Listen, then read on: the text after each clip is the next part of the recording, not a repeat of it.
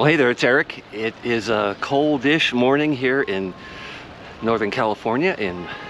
It's February of 2025.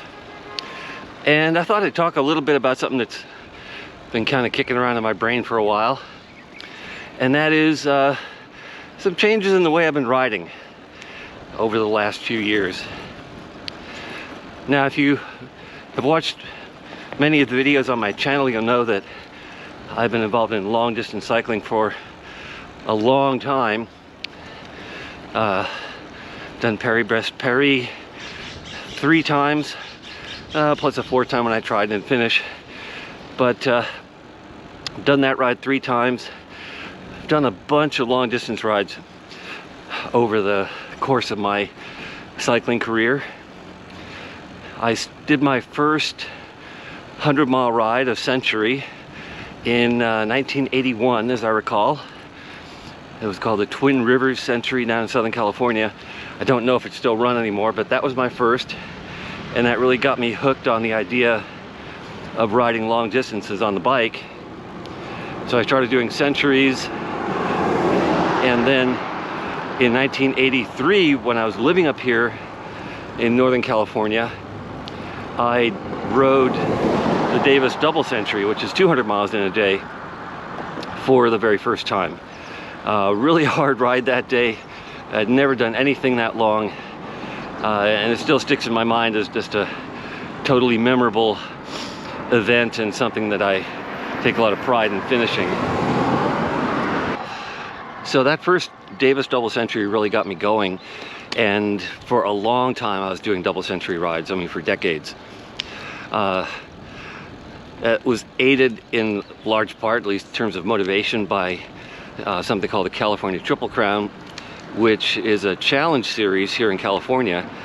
If you do 3 double centuries on their list within a year, then you're an official Triple Crown finisher. And I did that a lot. By the time I stopped doing double centuries, and I'll talk about that in a minute, I'd been a Triple Crown finisher every year that that event had been offered, that the challenge was offered. And that started in about 1990 or 91. So it was, quite a long time that I kept doing that. In fact, by the time I finished doing Triple Crown challenges, I was the only person who had finished it every single year. There was one rider a year behind me, so he eventually caught up and passed me, but for a long time I was the only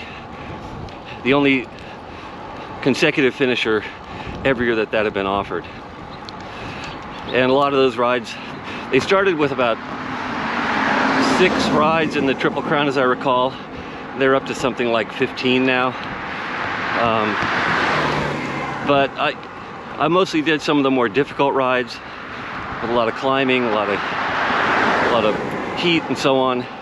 But it's something I really loved doing. And looking back, I've actually lost count of how many double centuries I've done. A lot of them didn't count for the Triple Crown because they weren't on their list, or they were happened before that event was around, but somewhere around 200. I honestly don't know. And then around 2005, 2006, a friend who I was riding with a lot and I got in our heads that we were going to do Paris-Brest-Paris. He had done it once before. I had never done it. I hadn't done anything that long. A lot of 200-mile rides, but nothing that long. It's about 760 some odd miles altogether. So I started doing all the brevets, the qualifying events, and then I said finishing PvP 3 times.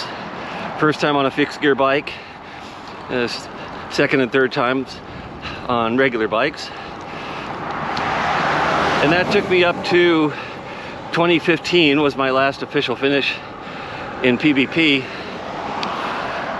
Went back in 2019, still meaning to finish, didn't finish that year, but that gets us up to, you know, about 5 years ago.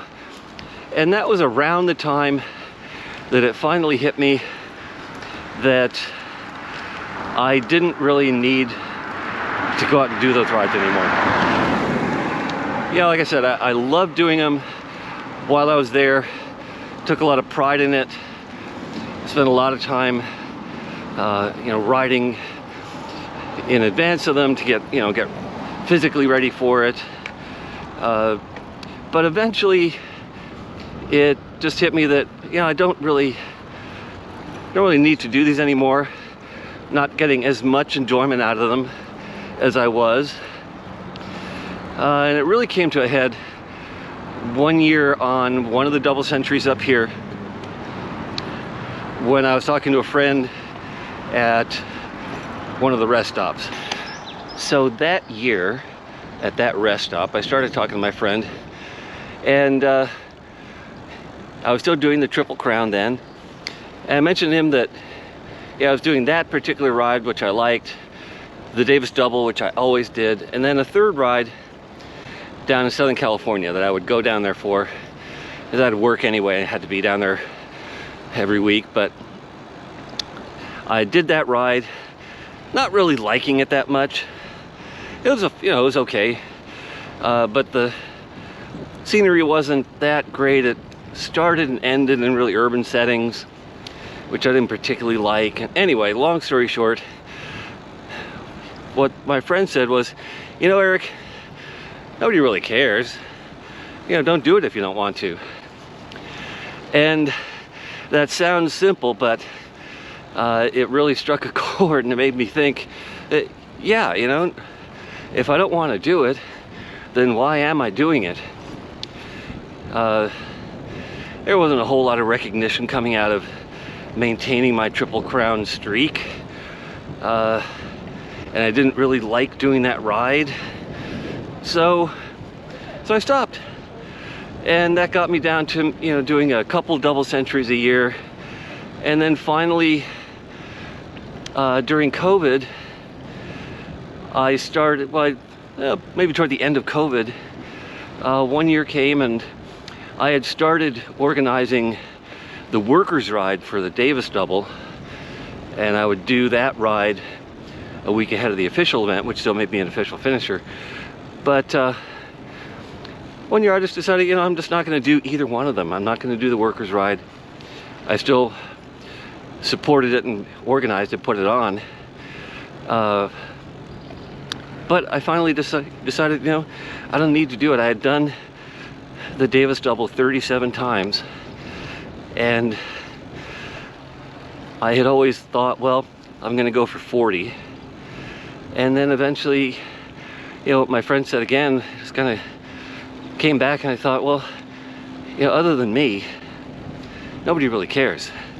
You know, if I do 37 Davis Doubles or if I do 40, nobody really cares except for me. So I just stopped. And after 2019,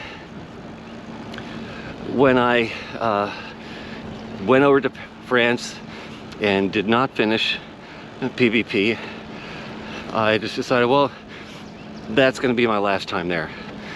Done it enough times. You know, doing it once is a major accomplishment. I've done it 3 times.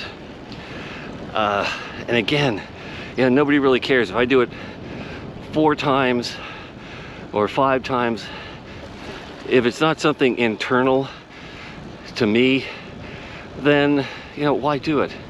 You don't really need, you know, this, the older I get, and, you know, I retired last year, but the older I get, you know, I realize I need to do things that make me happy and not do things because I'm trying to tick off another box, you know, or another item on a list or whatever. So what I do now is, you know, I go out and I ride, I enjoy myself, I look for interesting places to go. I will take the train from near my house here, go out and do a ride, you know, go to some place and then do a ride from there, kind of get me out of my normal stomping grounds here on the on the river trail. But I go out and do things that I like, you know, things that are fun, places that are interesting to see. I always have a camera with me, so I'm always looking for things to take pictures of, you know, interesting places to go. And that's what my riding has turned into. Now, in terms of annual mileage, I'm probably riding as much as I ever did, because I am retired now. I have more time during the day, you know, every day to go ride. So rather than do, you know, maybe a 12, 15 mile ride, I do 20, 30 mile rides every day. And I go out, you know, during the week or the weekend, whatever, it doesn't really matter, and do a longer ride. And that's just fine. But I don't really feel that desire, and especially, you know, when you're talking about something like doing Paris-Brest, you really have to want to do it. I'll put a link down in the description to my series of videos on how to do that event. But one thing I point out is, you know, it's not all physical. Most of it is mental. Knowing how to do the ride, and I think wanting to do the ride, and really having that fire inside you that wants you to set a finish point 750 miles down the road, and then work for 3.5 days of day and night cycling to get there on time. And if that's not something that you really want to do, you're not going to be successful. It doesn't matter how strong you are, or how nice your bike is, or whatever. You're not going to finish if you don't really want to, if you don't have that drive. So I still have a drive to cycle. Still love doing it. You know, as you can see, I'm out here today. I could be at home watching YouTube videos or walking the dog or whatever. I'll do that later. But I still love cycling. I'm gonna keep on doing it as long as I can. And with a little less focus on, you know, the all day, all night stuff.